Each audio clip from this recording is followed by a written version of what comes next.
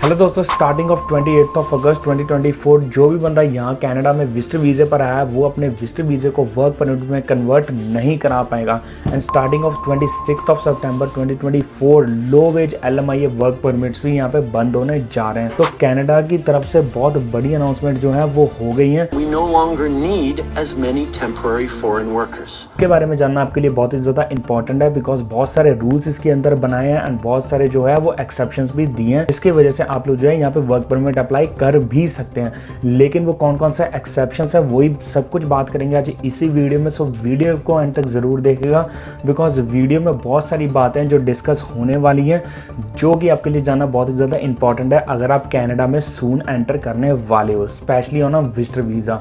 So without wasting any time let's get into the video. तो दोस्तों सबसे पहले बात करते हैं वर्क परमिट के बारे में, जहां पर अगस्त 24, 2020 को कोविड से पहले गवर्नमेंट ने ये अनाउंस किया था कि जो भी यहाँ पे विजिटर वीज़े पर आ रहा है वो अपने विजिटर वीज़े को वर्क परमिट में जो है वो कन्वर्ट कर सकता है कनाडा के अंदर रहते हुए ही। अब वो कैसे, वो ऐसे होता था कि बंदा जो है वो यहाँ पे आके जॉब ऑफर लेता था, अपने लिए जॉब ढूंढता था एंड फिर उस जॉब लेटर के बेस पे ऑनलाइन एप्लीकेशन डाल सकता था वर्क परमिट की एंड उसका जो है वो वर्क परमिट भी अप्रूव्ड होके आ जाता था जॉब के बेस पे। लेकिन अब वो जो चीज़ है वो गवर्नमेंट ने बिल्कुल बंद कर दिया स्टार्टिंग ऑफ 28 अगस्त। अब गवर्नमेंट कहती है कि आप कनाडा में रहते हुए अपना वर्क परमिट अप्लाई नहीं कर सकते।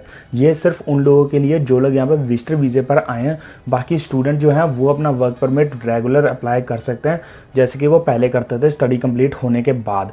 लेकिन ये जो रूल है ये विजिटर वीज़े वालों के लिए चेंज हुआ है। अब गवर्नमेंट ये कहती है कि आप जो है या तो फ्लैग पोलिंग करिए या तो फिर आप जो है अपनी कंट्री में वापस जाके जो है अपना वर्क परमिट अप्लाई करिए। जहां तक फ्लैग पोलिंग का सवाल है वो भी जो हमारे इमिग्रेशन मिनिस्टर मार्क मिलर हैं उन्होंने 2-3 महीने पहले एक अनाउंसमेंट की थी कि जो फॉरेन नेशनल्स हैं उनके लिए भी उन लोगों ने जो है वो फ्लैग पोलिंग जो है वो बंद कर दी है। अब इसके बारे में प्रॉपर पता नहीं है कि फ्लैग पोलिंग अभी हो रही है कि नहीं हो रही, पर मेरे हिसाब से फ्लैग पोलिंग भी इस समय बंद है। सो इस समय आपके पास एक ही ऑप्शन बचता है कि आप लोग जो है अपनी कंट्री से ही यहाँ का वर्क परमिट जो है वो अप्लाई कर सकते हैं। अब अगर आप यहाँ पे आके विजिटर वीज़े पर वर्क परमिट अप्लाई करना चाहते हैं तो वो आप कैसे कर सकते हैं वो मैं आपको भी बताता हूँ। उसका एक आइडिया है, जैसे कि आप लोग यहाँ पे विजिटर वीज़े पर आते हैं सो सबसे बेस्ट ऑप्शन है कि अपने लिए यहाँ पे आके जॉब ढूंढे।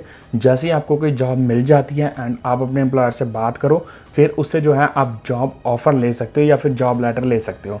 वो जॉब लेटर लेने के बाद आपको अपनी कंट्री में वापस जाना है, फिर वापस जाके जो है आप कनाडा के अंदर वर्क परमिट उस जॉब लेटर के हिसाब से अप्लाई कर सकते हो। सो ये जो है ये प्रोसेस ऐसे करके काम कर सकता है एंड आपको जो है वो बिना किसी दिक्कत से वर्क परमिट भी मिल जाएगा।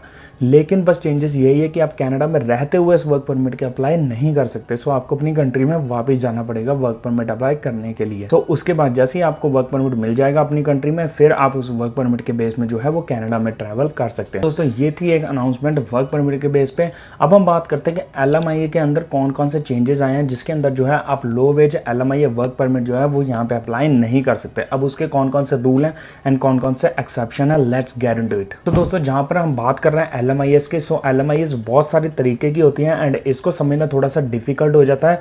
इसके ऊपर मैंने एक पूरी की पूरी सेपरेट वीडियो बनाई हुई है जिसका लिंक यहाँ पे आपको ऊपर राइट साइड पे मिल जाएगा। वो वीडियो को देख के आपको पता चल जाएगा कि LMIS कितने टाइप्स की होती हैं एंड LMIS में कौन कौन से डिफरेंसेस होते हैं।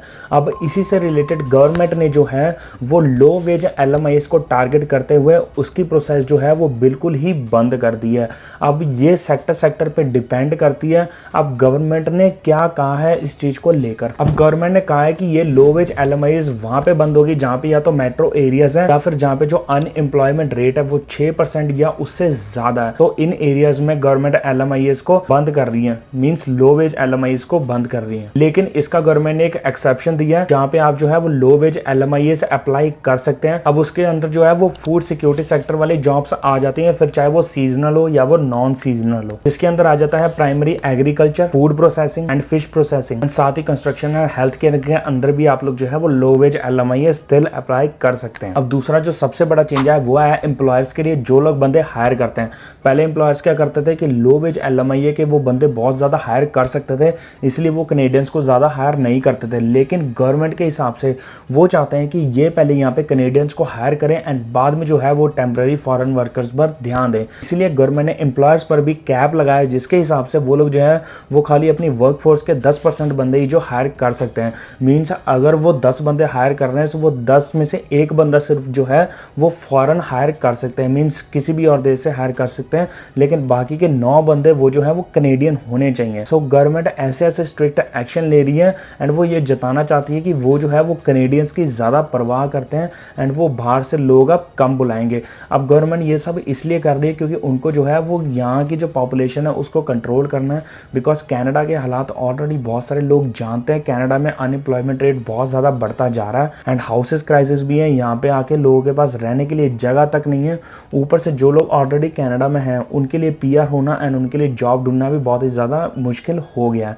सो इन सब को कंट्रोल करते हुए गवर्नमेंट ये सारे प्लान सब आगे आगे बना रही है। एंड तीसरा जो सबसे बड़ा चेंजेस गवर्नमेंट ने LMIA के अंदर किया, लो वेज LMIA के अंदर किया, कि पहले आप जो है वो लो वेज LMIA के अंदर 2 साल के लिए आपको LMIs मिलती थी, जिसके अंदर आप जो है वो 2 साल के लिए काम वगैरह कर सकते थे, लेकिन अब उसको घटा के सिर्फ 1 साल का ही कर दिया है। मीन्स अगर आप अब लो वेज LMIA अप्लाई भी करते हो तो वो सिर्फ आपको 1 साल की मिलेगी। सो आप ये सोचो कि जहाँ पर यहाँ पे लोगों को स्टडी परमिट में आकर फिर उनको 3 साल का वर्क परमिट भी मिलता है, फिर वो वर्क परमिट धीरे धीरे एक्सटेंड भी हो जाता है प्रोसेसिंग के हिसाब से। सो लोगों को यहाँ पे आके 5-5 साल लग जाता है PR होने में। सो वो अगर आप यहाँ पे आके लो वेज LMIA ले भी लेते हो इतना सारा पैसा खर्च करके, या फिर उन सेक्टर्स में आके जो कि सेक्टर यहाँ पे एग्जाम्प्ट हैं, जैसे कि एग्रीकल्चर हो गया, फिर उसके बाद कंस्ट्रक्शन वगैरह हो गए, या फिर फूड सेक्टर्स हो गए, अगर आप इनके अंदर लो वेज LMIA ले भी लेते हो तो आपको LMIA जो है वो 1 साल की मिलेगी सबसे पहली बात। उसके बाद जो है उस 1 साल के अंदर ही आपको ये फाइंड आउट करना है कि आप PR कैसे होगे, बिकॉज अगर आप ये फाइंड आउट नहीं कर पाए तो उन लोगों ने आपको उठा के आपकी कंट्री में वापस भेज देना। सो यहाँ पे सिर्फ अब आपको ये नहीं सोचना कि आप लोग जो है वो LMIA कैसे ले सकते हैं या फिर LMIA बेस्ड वर्क परमिट कैसे अप्लाई कर सकते हैं, कैसे कनाडा में आ सकते हैं, कितना पैसा आपको देना पड़ेगा। आपको ये भी सोचना है कि अगर आपको LMIA वर्क परमिट मिल गया तो क्या उसके बेस पर आप 1 साल के अंदर PR ले पाओगे या नहीं ले पाओगे।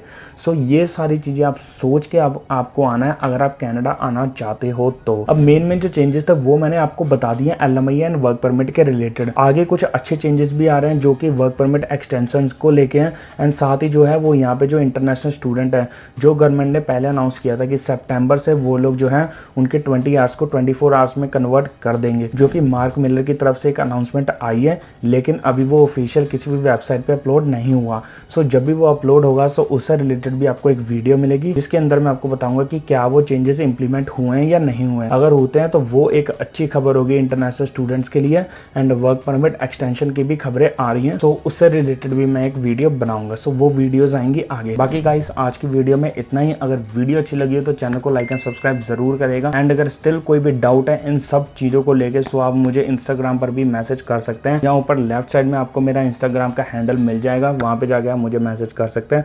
मैं कोशिश करूंगा आपको जवाब देने की। इंस्टाग्राम पे मुझे बहुत सारे मैसेजेस आते हैं आप लोगों के, सो मैं धीरे धीरे करके हर एक का जवाब दे देता हूँ, लेकिन मुझे थोड़ा सा टाइम लग जाता है। बाकी मिलते हैं नेक्स्ट वीडियो में और भी बहुत सारी इन्फॉर्मेशन के साथ। Till then goodbye, take care.